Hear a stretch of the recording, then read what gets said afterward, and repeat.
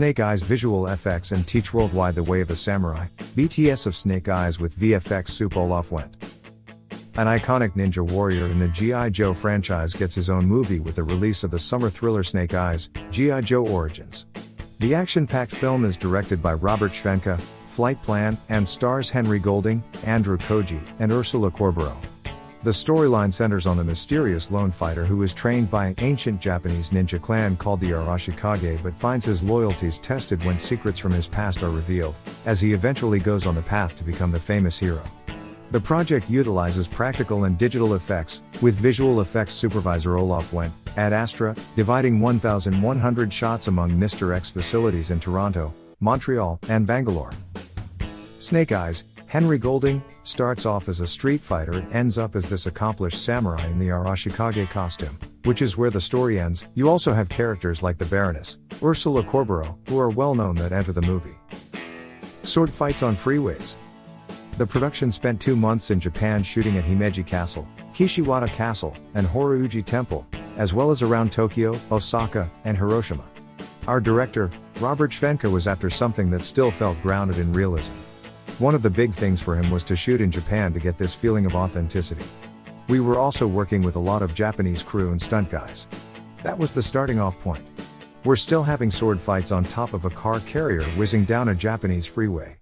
The Arashikage have their own mythology in this special weapon called the Jewel of Amaterasu.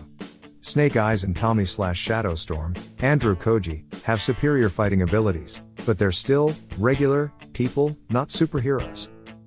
The signature action scene where Snake Eyes jumps from vehicle to vehicle on a freeway was filmed in Vancouver. We shot on an airstrip with 25 stunt cars and a car carrier. The remaining shots were captured on a blue screen stage. Sometimes the stunt guys were replaced with digital doubles because they couldn't quite get the trajectory that Robert wanted. There are a couple of mini one-take scenes, where we go from airstrip to blue screen back to airstrip footage within the same shot. The special effects team was responsible for creating a hydraulic rig to hold and shake the car carrier on stage. In the end, we had to tone it down because you don't want your principal actors to fall off, but things like that add so much to the sense of realism. According to the VFX veteran, the atmospherics were critical in delivering the necessary visuals. Some of the nights got foggy, which I loved because then the car headlights pick out the shapes. We made a point of building a fog system in our CG freeway and used that to enhance all of the shots where we had to add or extend the CG environment. Sometimes it was added on top of the plates. Then, there is the scene in which Snake Eyes has to battle 3 50-foot-long anacondas as part of his initiation into the Arashikage clan. You look at real anacondas that get quite big and also bigger animals to see how they move, explains Wendt. These creatures have to feel threatening and move quite fast, but you also need them to feel big. When we started slowing the animation, they started feeling bigger, but at the same time you have to keep the sequence moving. The RAN team worked on developing a new scale system that accurately placed individually modeled scales on the bodies of the anacondas. The scales follow the movement rather than slide against each other, notes Wendt. Given the size of those things, I always thought it would be necessary to go down to that level of detail. We did have some snake wranglers and 3 stunt guys in suits with giant snake heads modeled out of polystyrene, or, in some cases, ping pong balls on sticks, to give the actors some eyeliners. You always need a reference point so the camera operator can get a feeling for how big that thing is going to be in the frame and something for the actors to play off of. Fans of the franchise know that swords play a big part in this hero's journey. Most of the sword fights were fought with full-length swords, but for safety, you can't use metal blades because people are hitting each other, says Wendt. They're using rubber blades which in many cases have to be enhanced. We would use cut-off swords if it gets too dangerous. For example, errant swords and motorbikes don't mix. The blades that we used on set looked good but would sometimes wobble so you have to straighten them, or didn't feel reflective enough so you add reflections in. The Arashikage's Jewel of Amaterasu, named for the Japanese goddess of the sun, also plays a big part in the overall plot. It looks like an avocado-sized jewel, says the supervisor. We had a fantastic prop that gave us beautiful interactive light but had to be replaced because the jewel has the power of the whole sun encapsulated in it. We did quite a bit of look development and created this quite intricate simulation. The Jewel of Amaterasu can be used to incinerate people and buildings.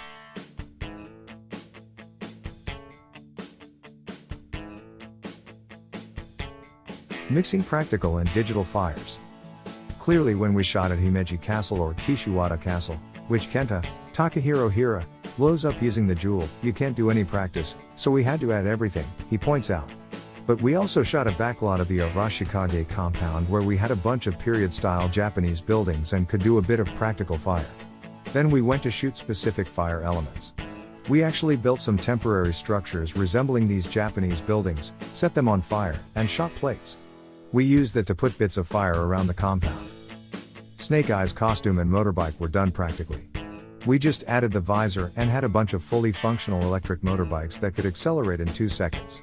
However, the blind master portrayed by Peter Mensa was aided by a CG effect. We shot a little bit of him with contact lenses, but, for a couple of reasons, they didn't work out.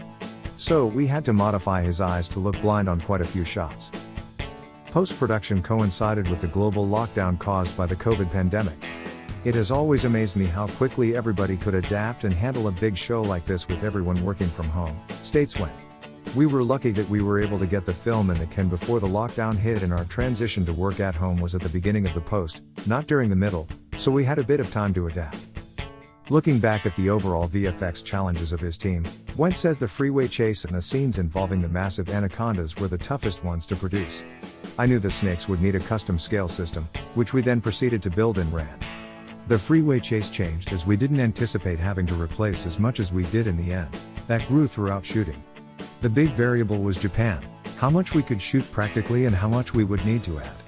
We were pleasantly surprised that the footage required less treatment than we thought.